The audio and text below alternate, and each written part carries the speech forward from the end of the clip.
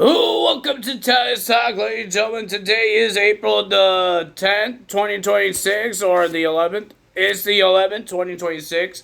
We're going to be talking about Friday Night Smackdown because, ladies and gentlemen, we're getting closer to WrestleMania next weekend. Oh, man, we got a lot of things happening on WrestleMania. A whole bunch of matches. Even, what's ESPN number 2? I don't understand what that is. I don't use ESPN because... I got Netflix, and if you're watching it on Netflix internationally, yeah, so that's what I do. I think my dog's paws was a little too sharp. But ladies and gentlemen, if you guys want to have some updates about my dog here, he's doing good. He didn't have a bad day today. He did go wash him twice. The potty training is helping. It is helping. The potty training is helping. He did not do anything bad inside. He did it all outside. So I'm proud of him. I'm a proud dog owner right now that he's doing all this, and I don't have to be mad at him. He's been sleeping a lot because that's what puppies do. They sleep like 18 hours. Are you crazy? But that's what he's been sleeping a lot. Yeah, so the potty train that I looked up on Google, it kind of works. I think he's not fully trained yet because I've been taking him to the same place, the same area where I always take him for him to go washroom. I want to make sure that he could go washroom on every area, not just that one place. Because I would like to take him to a park and all that stuff, but right now I'm not taking him to a park because I found one spot where he will always try to go washroom, or he does go washroom. That's how we're going to do that. We found that one spot where he's like a magnet. He knows where that spot is, and he just goes washroom. So that's what we're doing. I'm hoping that I could take him to the park sometime. My brother bought him a new leash. It's like one of those buttons ones. He could run really far. He pushes it and then it stops him. I'm doing the old-fashioned way for the potty training because I heard that he has to be on the leash because the leash will help him focus. It will help him focus on the mission that he's supposed to do. Because my dog likes to stare at people and not go washroom. He stares at cars. He stares at animals. He needs to focus. He's too easy to lose get distracted. So he has to try to be with me, or I pull him a little bit to get his attention. That you need to go outside. You have to go washroom, and that's what I've been doing with him the past couple of days. He's sitting beside me. That's why I bent down and to pet him because he's sitting right beside me. Some reason he wants to take control of my chair. But he is a good dog. He's not bad in the cage. I bought him a big cage. Like it's twice his size, and he could sleep in it. He could sleep in it. I don't know why I went back to Netflix. He could sleep in it. He could do a lot in it. He ate his food in there. And he drank his water in there. So, but it's still hard to put him back in there because he has to sleep in there at night. It's part of the training. He will cry a little bit. He doesn't like to be alone. He doesn't like to be alone. Because last night he cried because my brother came home and he took him out, and then he went to his room, and then he cried because he doesn't want to be alone. And I'm sleeping, so I'm not there because I'm sleeping, and he's going to cry. And my dad was sleeping, so he was alone. He doesn't like being alone. He was in the cage this morning because I think I told you guys. My dad went out. I went shopping. My brother was sleeping, so I had to put him in the cage. He cried because he didn't want to be alone. It's understandable. Nobody wants to be alone, especially a puppy. That's why he's always around me. That's why he's always around my brother. because he wants to be around people. Because he doesn't want to be alone. So, it's understandable, but he has to go in the cage if he has to go in the cage. He has to sleep there. If nobody's home, he has to be in there. If he gets in trouble, he will go in there. It's part of the rules for this training. It's working. That's a good thing because he went wash him twice today outside, not inside. So I'm happy for that he is doing all that because of this big giant cage. It's a big cage, but it helps. It works. It teaches him not to go wash him inside. He slept good in it. He actually took a nap in there. So yeah, he looks like he's uncomfortable. Is he doesn't want to be alone. That's the only problem he has. He doesn't want to be alone. That's what I think what is wrong because he doesn't cry when I'm laying on my bed. He doesn't cry. He knows I'm there. So he just slept at the beginning of the night.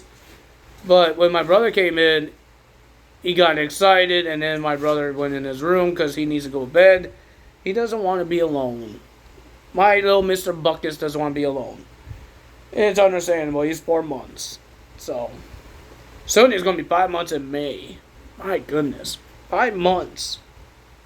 I know I didn't have him when he was 1, but it's almost going to be a month. Well, not really, because we got him up for the first week. This is our first week with him. We had some ups and downs, and we had some good ups. And we had some downs. That's okay. But ladies and gentlemen, let's talk about Friday Night Smackdown. 2 people had in-ring debuts. The 2 guys that came from AEW came to WWE. Royce Keys made his debuts. An actual debut because he hasn't been shown on the last couple of months. But Danhausen had an in-ring debut as well. But it's not really his debut of the show because he was shown on Raw. He got shown on SmackDown, but Royce Keys has not. But he never had a match, Mr. Danhausen. This is his first time having a match, and it was against Kit Wilson.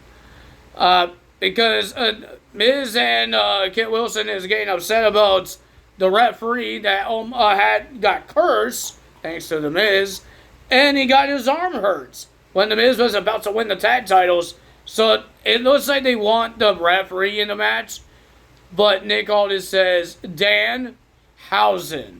Kit Wilson will have a match with Danhausen. So remember, this guy is not like a beginner of wrestling. He was an independent wrestler, and he was an AEW wrestler. AEW didn't really care for him, didn't put him in a lot of matches, but he wrestles. Remember, he's a comedy act, but he still wrestles.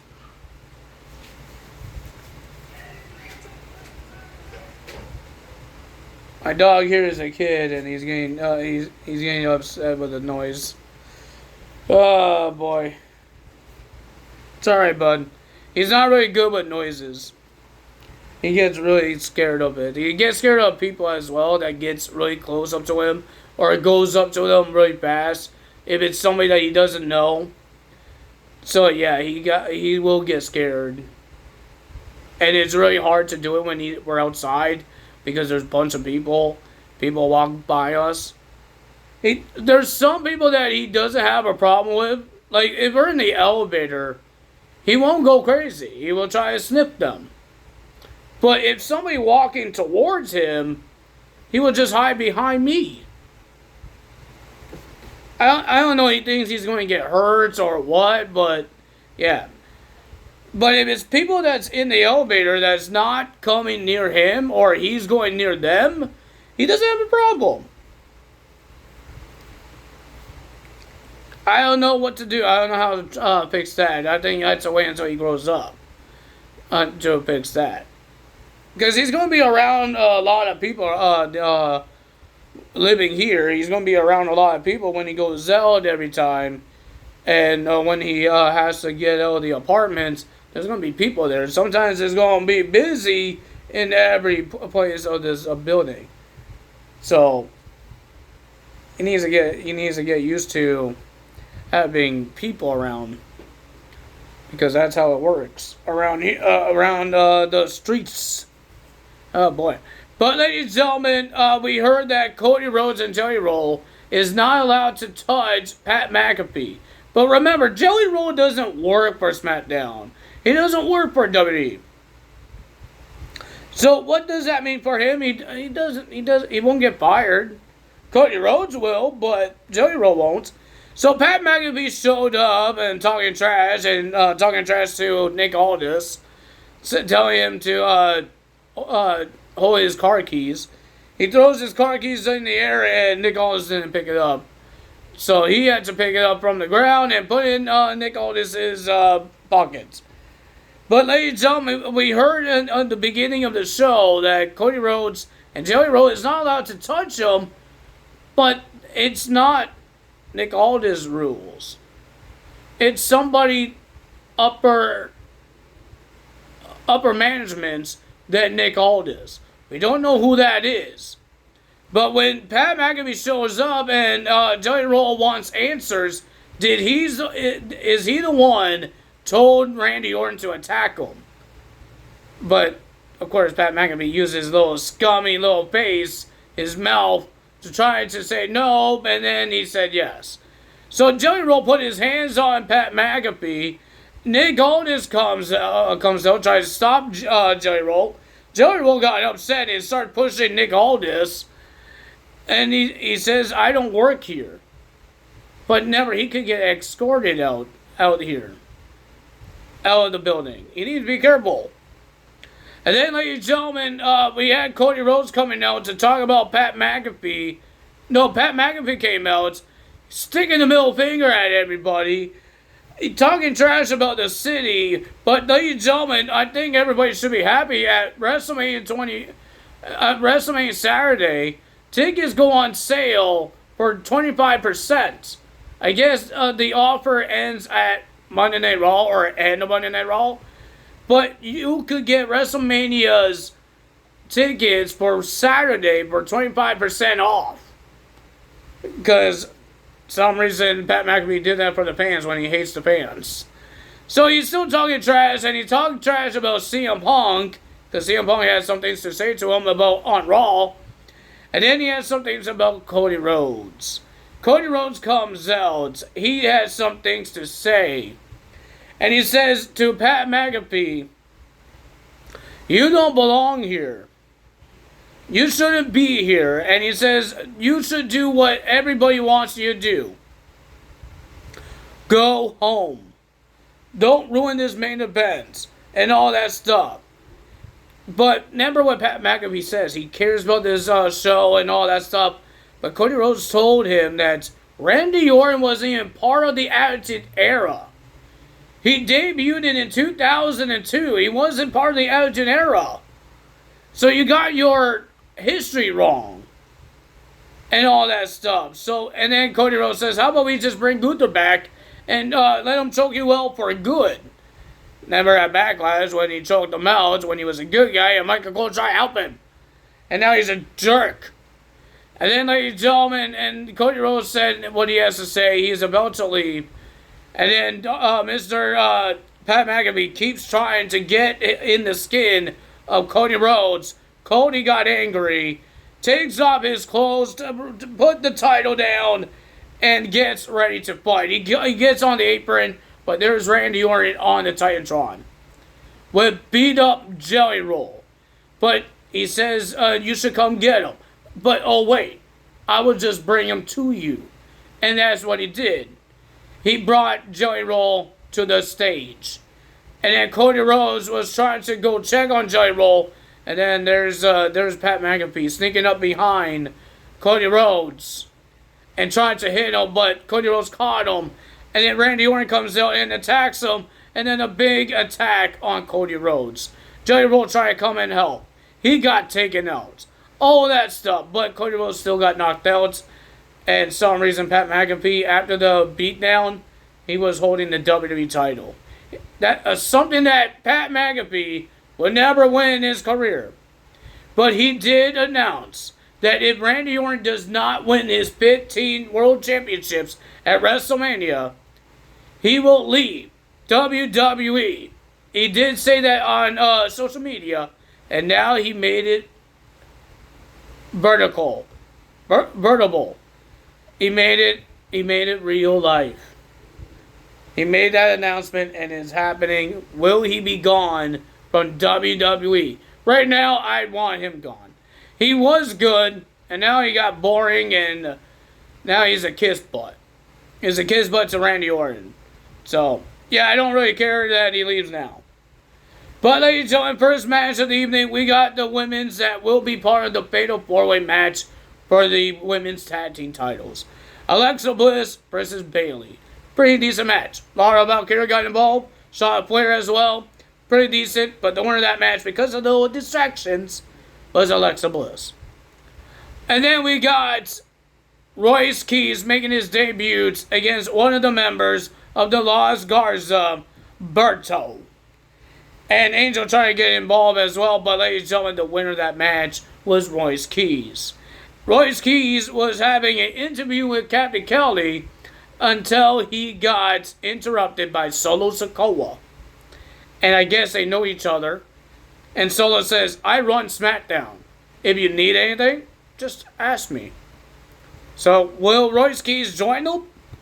Or will Royce Keys attack the MFTs? Speaking of the MFTs, next week, this could finally end this rivalry. The Y6 versus the MFTs in a street fight. 8-man tag street fight. We have the Andre the Giant Memorial Battle Royal makes the return next week as well. That's going to be interesting. We have a lot of great matches happening on this show for next week before WrestleMania.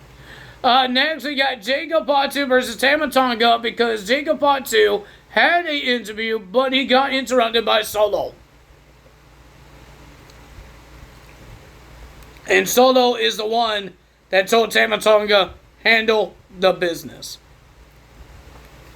So it was a pretty decent match. The winner of that match was Jacob Fatu.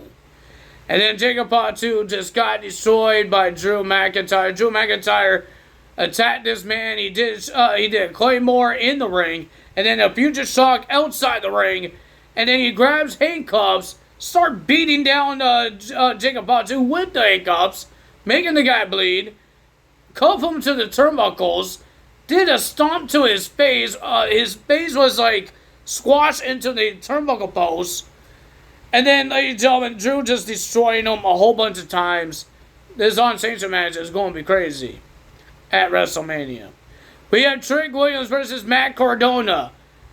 Did we get a heel turn from Sami Zayn? And we got Trick Williams turn good before WrestleMania? Because Sami says he doesn't care about the haters. The guys that doesn't like Sami, how he won his match, how he won the title. But he says his real fans that likes what he did, that's the people that he cares. But there's a lot of boos. Did he turn heel? And everybody was cheering for Trick Williams. Did they do a switcheroo on WrestleMania? Because Sami was supposed to be the good guy and Trick Williams was supposed to be the bad guy. Did they switch it? I have no idea if they did. So yeah, that's interesting. But ladies and gentlemen, Trick Williams versus Matt Cardona, it was a pretty decent match. Yada got involved because Sami got involved. Because Sami got pushed and he jumped on the apron. Lil Yada got involved by taking the leg of Sami and throws him off the apron.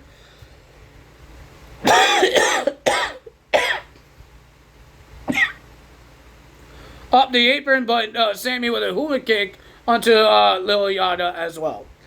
And then, ladies and gentlemen, Trick Williams gets the win, beats Matt Cardona. Matt, you need to try to win a match sometime, boy. You feel like BDE on TNA. And then, ladies and gentlemen, Danhausen versus Kit Wilson. It was a pretty decent. It was funny. It was good. I enjoyed it. But the part I enjoyed was Kit Wilson was trying to do a move off the turnbuckle because Miz told him to do that. So he was about to do it, and then Danhausen sit up like the Undertaker, and then he does "You are cursed," and he points at him, and then behind Mr. Kit Wilson, the pyro went up. The pyro almost burned the guy's butt off, but he got scared and he drops on his family jewels on the turnbuckle. And all that stuff, so that's interesting. And then, like you told, he did an interesting boot to win this match. Danhausen wins his first match, and it was interesting. Miz was behind Danhausen, was about to do a Scott Quest finale, but the lights went out. And there's Danhausen running away. Interesting. Well, R-Truth is still confused. Now he knows who Danhausen is because he was hoping Danhausen to get ESPN. But when Damian Priest came out and he said, "Oh, now you know that's Danhausen, not Asuka," he says, I never said that's Asuka. Damian Priest is going nuts because R-Truth doesn't remember what he said last week. Oh, man, that was funny. But, ladies and gentlemen, we have Jade Cargill versus Io Sky in our main event. I totally forgot about this segment that happened. Rhea Ripley came out, wants to face Jade Cargill or her friends because what they did to Io Sky on Raw. Io Sky came out and said she wants Jade Cargill. And Rhea wants to make sure that this is what she wants. Io says, "I will talk to Nick Aldis. I want this match." Nick Aldis came out. He says, "I will make it easy for you. And I will make it official now." In the main event, Rhea Ripley took out Beat Fab and Meechin in the backstage, so it's only Jade Cargill versus Io Sky. Io told Rhea Ripley to stay in the back, no distractions. Rhea said okay, and ladies and gentlemen, it was a pretty decent match, but the winner of that match was Jade Cargill. Jade was about to attack Io Sky more with a steel chair, but Rhea Ripley came out to make the save to end Friday Night Smackdown. If you guys enjoyed this video, hit the like button, leave a comment below, hit the subscribe button, hit that notification bell. 2K26 just gave us the entrance of Kelly. What I want to see is the new arenas.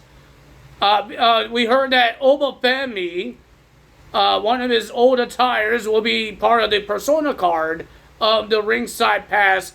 I guess they're doing a free tier now, again.